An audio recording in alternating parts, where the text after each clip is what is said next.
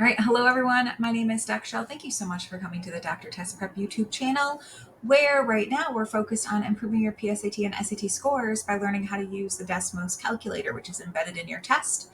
Hopefully you've already linked Bluebook with Khan Academy. We are doing Unit 3, Lesson 4 from Khan Academy.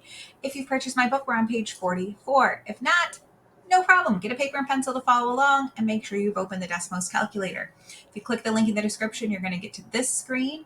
Make sure you click Choose Assessment and then College Board. Okay. Doing stats in the Desmos calculator is probably one of my favorite things. If you can learn how to do this, you need to write down what I'm going to show you. It will make your life way easier. Let's take a look at question number 1. It says calculate the mean, median, mode, and range for the following set. And I want you to really get used to using this. So that's why I took out a lot of the multiple choice questions. So first we have to create a set.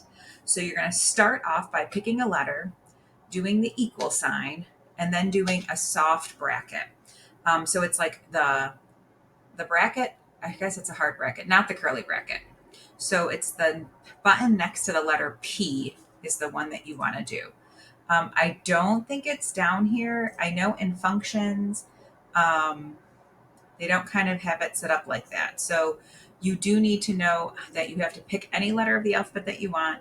I usually just do A, equal sign, and then the button next to the letter P.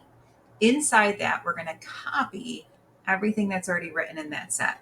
So I've got 5, 8, 12, 16, 18, 20, and 25. And I usually just double check to make sure that I wrote everything. So I've got 5, 8, 12, 16, 18, 20, and 25. Okay, and it wants the mean, median, and mode. Watch. First, you can go to functions and you can go to stats and you can click mean, and then all you do is write the letter A, and that's the mean. You can go to functions and you can go to stats and click median.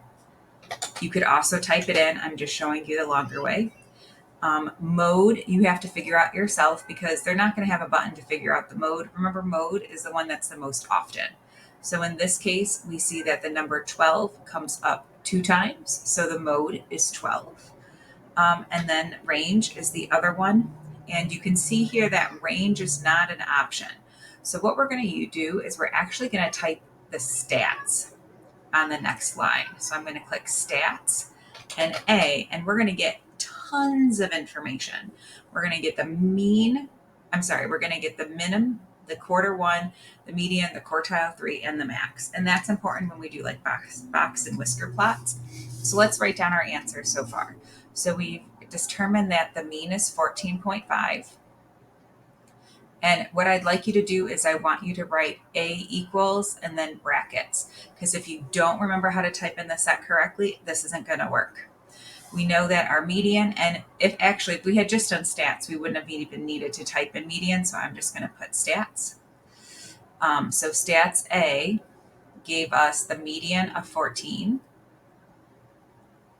We know the mode is the one that happens the most, and that was 12. And then the way that we get the range, so we have to do stats first, but the range is the highest minus the lowest. So in this case, 25 minus 5 is 20. And those are our answers. All right, let's take a look at the next one. Most kids are like, Doc, this is super hard. Nope.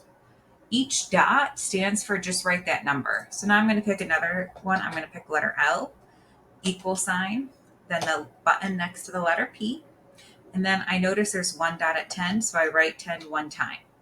I notice that 15 has 3 dots, so I'm going to type 15 3 times. That doesn't tell me what number's underneath, but if I count, I can do 15, 16, 17. So 18 has 1 dot. 19 has 1 dot. 20 has 2 dots. Nothing for 21. 22 has 2 dots, so I'm going to type 22 twice. 23 has 1 dot, and then look at that, 25 has 5 dots. We've got 1, 2, 3, 4, and 5. And then we close our bracket.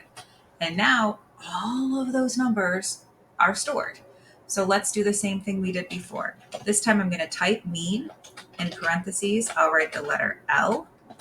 and I know my mean is, I'm just going to put right on top of here. So I'm going to do the mean of my list equals 20.25. And just to remind you, this time I did L with the brackets. I'm going to do stats, and you have to put the T. Gives me all that information, so I know that my median is 21. Looking at this, I can see that 25 has the most. And I know my range is going to be my highest number, which is 25, minus my lowest number, which is 15. Nope, which is 10, because I was already doing the math in my head. So our range is 15. All right, let's take a look at the next one. Sarah receives the following allowances for a month: $15, $20, $18, $25, and $22. She must have a chore list to earn extra money. What is the mean and median of her weekly allowances? Same thing. I'm just going to do A equals the button next to the letter P, which is a bracket. Don't type in the dollar signs. Close that bracket up, 5-element list. And I want my mean and my median. So I'm just going to do mean A and median A. And they're both the same. So my answer is the first one right here. All right, for our next video, we're going to go over harder problems that relate to center and spread. So now we're going to look more into range. We're going to look at explaining what mean and median means, and then really comparing it. This is Doc Chelle. Thank you so much for coming to my YouTube channel. Have a lovely day. Bye.